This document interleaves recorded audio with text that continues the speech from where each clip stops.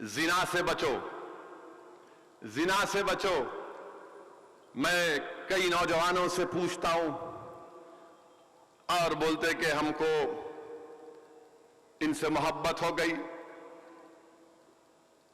بچہ بھی بولتا، بچی بھی بولتی، تو میں ان کو بولتا ہوں جا کے شادی کرو نا، جاؤ اپنے ماں باپ سے جا کر کہو کہ اماں ابا مجھے ان سے محبت ہو چکی ہے، میں شادی کرنا چاہتا ہوں یا کرنا چاہتی ہوں۔ ماں باپ کا بھی کام یہ ہے، اگر اولاد آ کر بول رہی ہے تو ذرا سنو اس کو۔ اگر وہ کہہ رہا ہے کہ اماں میں روزے رکھا، اپنی نفسانی خواہشات کو پر کنٹرول کرنے کے لیے نہیں ہو رہا ہے، میں شادی کرنا چاہتا ہوں، تو ماں باپ کا کام ہے اس پر غور کریں۔ اور اگر وہ بیٹا یا ان کی جو بچی ہے اگر نیک ہے تو بری بات کیا ہے؟ بری بات کیا ہے؟ سننا چاہیے، اور یہ ماں باپ کو بھی سمجھنا چاہیے کہ زمانہ بدل گیا، یہ 2021 ہے، 1969 نہیں ہے۔ یہ ان ماں باپ کو بھی دیکھنا چاہیے حالات کیا ہیں۔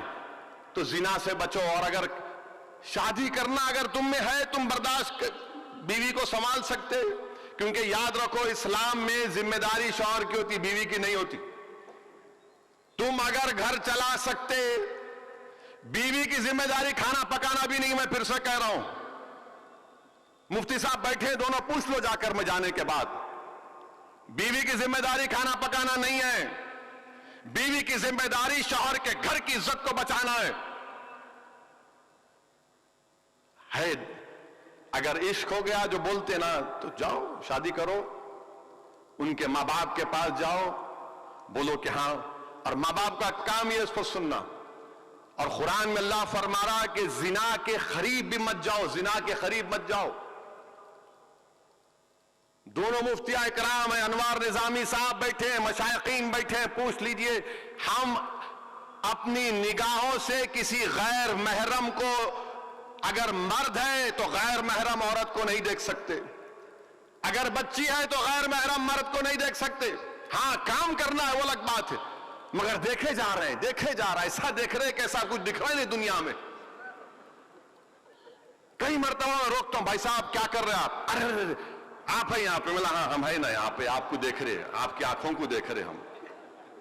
ارے دیکھنے والے کسی کی بیٹی ہے، وہ کسی کی بیوی ہے یہ۔ اور یاد رکھو یہ دیکھنا نہیں، یہ سیل فون دیکھنا بھی گناہ ہے۔ تم بولیں گے نہیں روڈ پہ جا رہے تھے، یہ سیل فون میں بھی جو بے حیائی ہے اس سے بچو۔ میرے عزیز دوستوں اور بزرگوں، ان چیزوں پر نوجوانوں آپ کو غور کرنا ہے اور عمل کرنا ہے۔ اگر ہم رسول اللہ صلی اللہ علیہ وسلم سے سچی محبت کا دعویٰ کر رہے ہیں، غلامی کا ثبوت دینا چاہتے ہیں، تو ہم کو ایک نیک اور اچھے انسان بننا پڑے گا۔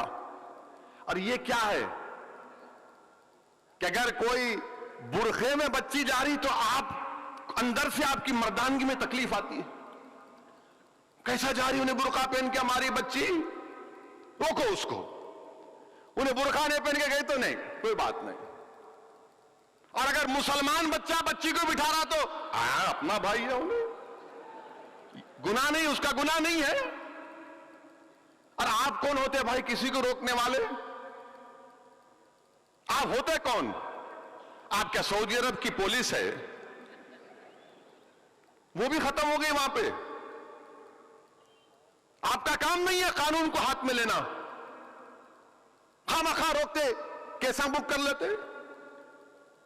اور اگر آپ کسی کو روڈ پہ روک کے ذلیل کریں گے، ویڈیو نکالیں گے، تو بچی باغی ہو جاتی ہو۔ میں جانتا ہوں دو کیسز میں، کسی نے حماقت کی، وہ بچی آ کے میرے کو بولی کہ میرے کو آج سے برقع ہی نہیں پہننا ہے، میرے کو نماز نہیں پڑھنا ہے، میں تو چڑھتی ہوں مسلمانوں سے۔ کیوں پوچھا میں؟ میرے کو ذلیل کیے۔ کیا بولی بچی کہ ہاں میں گناہ کری، انہوں فیصلہ کرنے والے، اللہ فیصلہ کرنے والا ہے میرا۔ اور پھر اس بچی نے کہا کہ اسد صاحب یہ لوگ گناہ میرے کو روک لینا، چلو میری شادی کراؤ میرے ماں کے پاس۔ بہرحال اس کے جو بھی چیزیں تھے، یہ کیوں کر رہے آپ؟ یہ غلط ہے یہ۔ اور اگر کسی کو سمجھانا ہے تو سمجھانے کا طریقہ کسی کو ذلیل کر کے نہیں ہے. اگر میں تم کو بے عزت کر کے بولوں گا یہ طریقہ سمجھانے کا تو تم خاموش ہو جائیں گے. ٹھیک ہے ایم پی ہے, دل میں رکھ لیتے آپ. کسی کو ذلیل کر کے نہیں سمجھا سکتے, محبت سے سمجھانا ہے, اخلاق کے دائرے میں رہ کر سمجھانا ہے. یہ کام آپ کو کرنا ہے. یہ چھوڑو ان چیزوں کو. نہیں کیسا جا رہے انہوں, کیسا لے کے جا رہا انہیں. ارے میرے بھائی کیسا لے کے جا رہا تو کبھی اپنے جھانک کے دیکھو تمہارے میں ہر ہم میں کتنے غلطیاں ہیں, برائیاں ہیں.